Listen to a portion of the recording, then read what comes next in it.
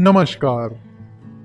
आज का ये video rich dad poor dad इस बुक की समरी का सेकंड पार्ट है। पहले पार्ट में हमने अमीर बनने के 3 रूल्स के बारे में बात की थी और आज हम अगले 3 रूल्स के बारे में बात करेंगे।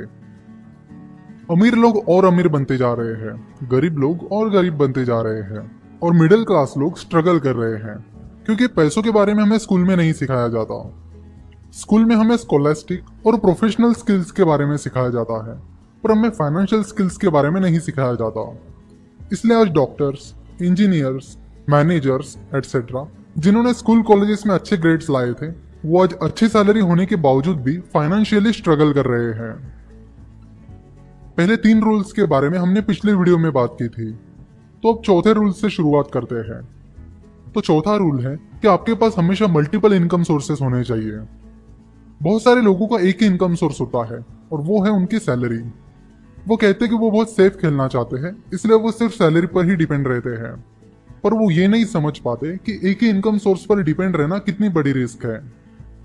3 टाइप्स के इनकम सोर्सेस होते हैं: ordinary income source, passive income source और portfolio income source. Ordinary income मतलब आपकी सैलरी, पैसिव इनकम मतलब रियल एस्टेट और उस जैसी इन्वेस्टमेंट से कमाया हुआ इनकम, और पोर्टफोलियो इनकम मतलब स्टॉक्स, बॉन्ड्स एटसेट्रा इनसे कमाया हुआ इनकम। दुनिया के सबसे richest person mister Jeff Bezos portfolio income की वजह से दुनिया के रिचेस्ट पर्सन हैं। उनके पास अमेज़न का करीब 17% स्टेक है। सिमिलरली मिस्टर वॉरेन बफेट भी पोर्टफोलियो इनकम की वजह से ही अमीर बने हैं। वही डोनाल्ड ट्रंप और इस बुक के author Robert Kiyosaki passive income की वजह से अमीर बने हैं। रिच डैड हमेशा रॉबर्ट से कहते थे कि तुम्हें अपना ऑर्डिनरी इनकम जल्द से जल्द पैसिव या पोर्टफोलियो इनकम में कन्वर्ट करना चाहिए, यानी अपना पूरा ध्यान एसेट कॉलम बढ़ाने पर देना चाहिए। अगर आपके पास अच्छी अपॉर्चुनिटीज आ रही है पर उस वक्त आपके पास पैसा ही नहीं है, या अपॉर्चुनिटी आपके सामने है पर आपको दिख नहीं रही है, तो उसका मतलब है कि आपके पास फाइनेंशियल इंटेलिजेंस नहीं है। दिमाग हमारा सबसे पावरफुल एसेट है। अगर आप उसे अच्छे से ट्रेन करते हो तो आपको कई अच्छी अपॉर्चुनिटीज ढूंढने में और उन्हें ग्रैब करने में मदद होगी, जिससे आप बहुत सारी वेल्थ जनरेट कर सकते हो।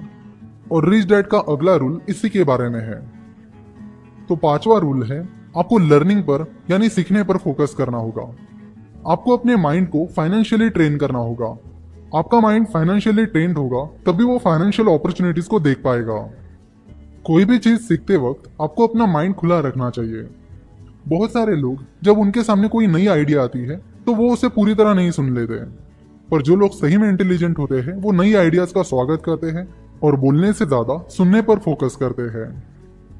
जो अलग अलग एसेट्स हैं जैसे कि रियल एस्टेट, स्टॉक्स, बॉन्ड्स और बिजनेसेस, इनमें से किसी भी एसेट में इन्वेस्ट करने से पहले आपको अपना माइंड खुला रखकर उसका स्टडी करना होगा। बहुत सारे लोग लर्न पर फोकस नहीं करते हैं, वो फोकस करते हैं अर्न पर। वो बहुत मेहनत करके पैसा तो कमाते हैं पर उन पैसों को ठीक से मैनेज नहीं कर पाते और लगातार कोई ना कोई फाइनेंशियल प्रॉब्लम में फंसते रहते हैं। फाइनेंशियल नॉलेज ना होने की वजह से लोग उनके आसपास चल रही गेट रिच क्विक स्कीम्स के शिकार बन जाते हैं, जिसमें स्कीम चलाने वाले लोगों को ज्यादा रिटर्न्स का लालच देते हैं और बाद में लोगों के पैसे लेकर भाग जाते हैं। हम देखते कि ऐसी गेट रिच क्विक स्कीम्स बहुत चल रही है और स्कीम चलाने वाले फ्रॉडस्टर लोगों को फंसाने में इसलिए सफल हो रहे हैं क्योंकि ज्यादातर लोगों के पास फाइनेंशियल नॉलेज ही नहीं है। इसलिए मिस्टर रॉबर्ट के रिच डैड ने उनसे कहा कि फाइनेंशियल नॉलेज पर फोकस करो, उसे सीखो। फाइनेंस और इन्वेस्टमेंट्स के बारे में सीखना एक लाइफ टाइम लर्निंग प्रोसेस है। जब भी तुमसे गलती होगी तो तुम उससे सीखो और अगले टाइम और अच्छा करो।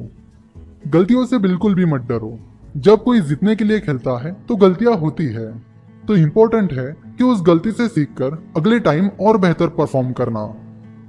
रिच डैड ने मिस्टर रॉबर्ट को रिस्क मैनेजमेंट सीखने के लिए कहा।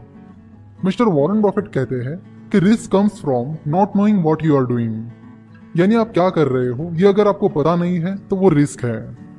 अगर आपको गाड़ी चलाना नहीं आता है फिर भी आप गाड़ी चला रहे हो तो वो रिस्क है, और इस रिस्क को कम करने के लिए पहले आपको गाड़ी चलाना सीखना होगा। तो फाइनेंशियल रिस्क को भी इसी तरह फाइनेंशियल नॉलेज और फाइनेंशियल स्किल्स डेवलप करके कम किया जाता है। इसलिए किसी एसेट में इन्वेस्ट करने से पहले उसका डिटेल नॉलेज लेना और उसके लिए जरूरी स्किल्स डेवलप करना बहुत जरूरी है।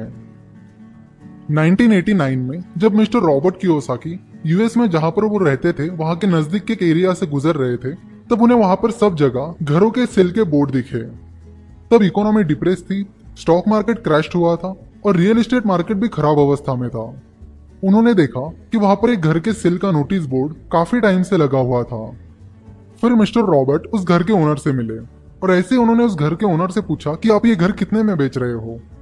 तो उस ओनर ने कहा कि कई दिनों से मैंने ये बोर्ड लगाया है पर कोई भी ये घर देखने के लिए या प्राइस पूछने के लिए भी नहीं आया, तो तुम ये घर देख लो और मुझे अपनी प्राइस बताओ।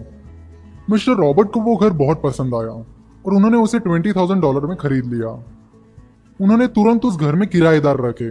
फिर 1 साल बाद उस एरिया का रियल एस्टेट मार्केट जब धीरे धीरे उभरने लगा, इन्वेस्टर्स उस एरिया में घर खरीदने लगे। उस टाइम उन्होंने वो $20,000 में खरीदा हुआ घर $95,000 में बेच दिया। उसके 1 ही महीने बाद उन्हें एक अच्छा अपार्टमेंट मिला जिसके ओनर जर्मनी से थे। उन्हें उस एरिया के रियल एस्टेट मार्केट के बारे में ज्यादा जानकारी नहीं थी। वो बस जल्द से जल्द उस अपार्टमेंट को बेचना चाहते थे। मिस्टर रॉबर्ट ने उनके साथ अच्छा बार्गेन करके वो अपार्टमेंट $300,000 में खरीद लिया और 2 साल बाद उसे $495,000 में बेच दिया। उन पैसों से उन्होंने फिर से एक डिप्रेस रियल एस्टेट मार्केट में एक अपार्टमेंट खरीदा और जब वो रियल एस्टेट मार्केट रिकवर हुआ तब उसे बेचकर अच्छा प्रॉफिट कमाया। तो इस एग्जाम्पल की मदद से मिस्टर रॉबर्ट हमें बताते हैं कि कैसे एक छोटी अमाउंट को आप एक बड़ी अमाउंट में तब्दील कर सकते हो, पर उसके लिए आपके पास उस एसेट से जुड़ा फाइनेंशियल नॉलेज होना चाहिए, तभी आप अच्छी अपॉर्चुनिटीज को ढूंढ पाओगे। मिस्टर रॉबर्ट को लैंड, प्रॉपर्टीज और छोटी कंपनीज में इन्वेस्ट करने में इंटरेस्ट है, इसलिए वो अपने फाइनेंशियल इंटेलिजेंस और कॉमन सेंस की मदद से उनसे जुड़ी अपॉर्चुनिटीज को ढूंढते हैं। तो आपको जिस एसेट में इंटरेस्ट है, अब भी उसका फाइनेंशियल नॉलेज लेकर अपॉर्चुनिटीज को ढूंढिए।